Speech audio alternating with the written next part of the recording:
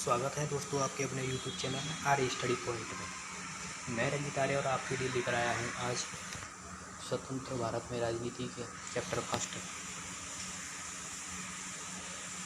और chapter first के 2 part हमारे पहले हो चुके हैं और तीसरा पार्ट ये है। इसके बाद में आपका अध्याय ख़त्म हो जाएगा। तो सबसे पहले हम इसको देखने के पहले आपसे निवेदन करना चाहता हूँ कि आपने मेरे YouTube चैनल को अगर सब्सक्राइब नहीं किया है तो सब्सक्राइब कर लें और बेल आइकन को प्रेस कर लें ताकि आने वाली नोटिफिकेशन आप तक पहुंचती रहे। तो चलिए हम स्टार्ट करते हैं। राज्य पुनर्गठन आयोग,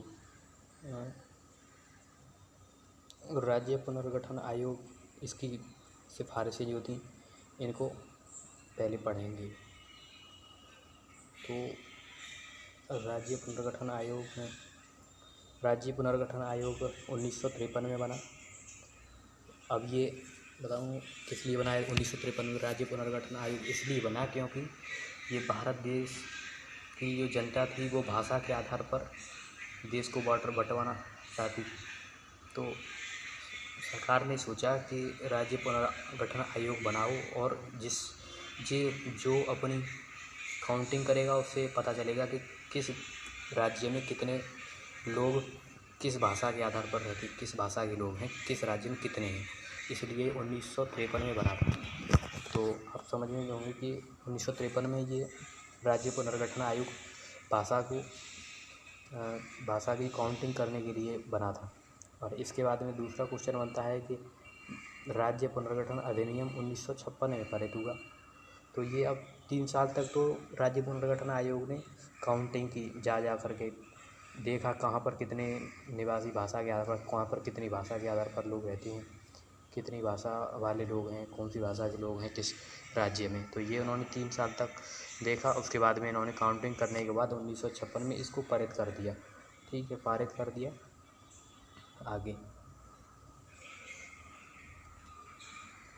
आगे है इससे अपनी सिफारिश में ये मान लिया गया कि राज्यों का पुनर्गठन भाषा के आधार पर कर दिया जाना चाहिए। हाँ, तो इससे मतलब मान लिया गया कि भाषा के आधार पर राज्यों का पुनर्गठन करने जा इसलिए इससे फिर पुनर्गठन कर दिया गया भाषाओं के आधार पर। जैसे पंजाब तो अलग था ही, पंजाब में से हरियाणा थोड़ा हटा करके अलग कर दिया। पंजाब और हरियाणा एक होता था पहले, उसके बाद में बंगाल अलग था। ऐसे करके मतलब पुनर्गठन आयोग सबसे पहले भाषा के आधार पर जो भी राज्य बना, तो पहले आंध्र प्रदेश बना।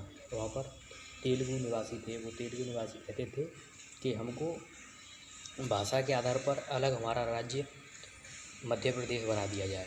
तो इसके आधार पर ये बनाया गया था। हाँ, अगला क्वेश्चन ये बनता है हमारा, ये महत्वपूर्ण क्वेश्चन है बहुत, इसमें ज़्यादा कोई खास नहीं है। सबसे पहले कश्मीर का देखेंगे और ये तो इतना इम्पोर्टेंट नहीं है। ठीक, इसको देखते हैं। कश्मीर की रियासत के विलय में क्या दिक्कत आई? कश्मीर की जो रियासत थी उसको अपने भारत देश में शामिल करने में क्या दिक्कत आई? ये बहुत ही इम्पोर्टेंट है, इसको ध्यान से देखिए। कश्मीर के राजा जो हरी सिंह थे वो अपने स्वतंत्र रहना चाहते थे, मतलब कश्मीर को स्वतंत्र रखना चाहते थे। वो भारत में शामिल नहीं होना चाहते थे। तो पाकिस्तान ने अपना अड़ जमाने के लिए, पाकिस्तान ने कश्मीर को अपना मानता था। पाकिस्तान जो है अभी भी मानता है कश्मीर को अपना। तो पाकिस्तान तब कश्मीर को अपना मानता था और उसे अपने राष्ट्र में शामिल करना चाहता था। हरी सिंह का जो राज्य था कश्मीर, उसको वो अपने में शामिल करना चाहता था कश्मीर को। जब पाकिस्तान ने कश्मीर पर दबाव बनाया, और दबाव बनाने के बाद पाकिस्तान ने अपनी कश्मीर पर दबाव बनाया और पाकिस्तान में अपनी सेना भी भेज दी और यह सोचा कि मुस्लिम जनसंख्या उनका साथ देगी। उसने सेना भेजी वहाँ पर जाकर के, और मुस्लिम जनसंख्या थी, उसने सोचा कि मुस्लिम जो जनसंख्या है वो मेरा साथ देगी। तो मुस्लिम जनसंख्या ने इसका कोई साथ नहीं दिया उसका, और मतलब मुस्लिम जनसंख्या ने उसको साथ नहीं दिया। अब पाकिस्तान अकेला ही है वहाँ।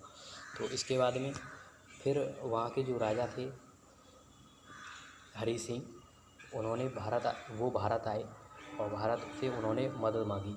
मतलब भारत में था कश्मीर, तो कश्मीर अलग अपना शासन करना चाहता था राजा हरी सिंह। तो उसने मदद मांगी, तो भारत ने उसको मदद दी, लेकिन उस एक शर्त भी रखी। वो शर्त यह थी कि भारत जो है कश्मीर को शामिल कर लिया जाएगा, मतलब कश्मीर को भारत में शामिल कर लिया जाएगा तब मदद देंगे। तो उन्होंने कहा ठीक है, कश्मीर को हम भारत में जोड़ देंगे, शामिल कर लेंगे।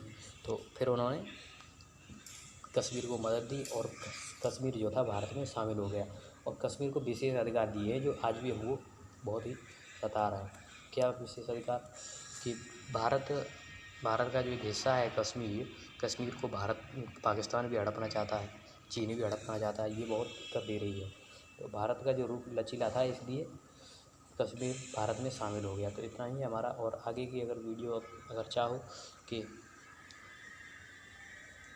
मणिपुर, हैदराबाद और जूनागढ़ पर भी वीडियो बनाई जाए तो मैं आपकी अगर ज़्यादा से ज़्यादा कमेंट आएंगी तो मैं आपको वीडियो बना ही दूँगा। और आज के लिए इतना ही।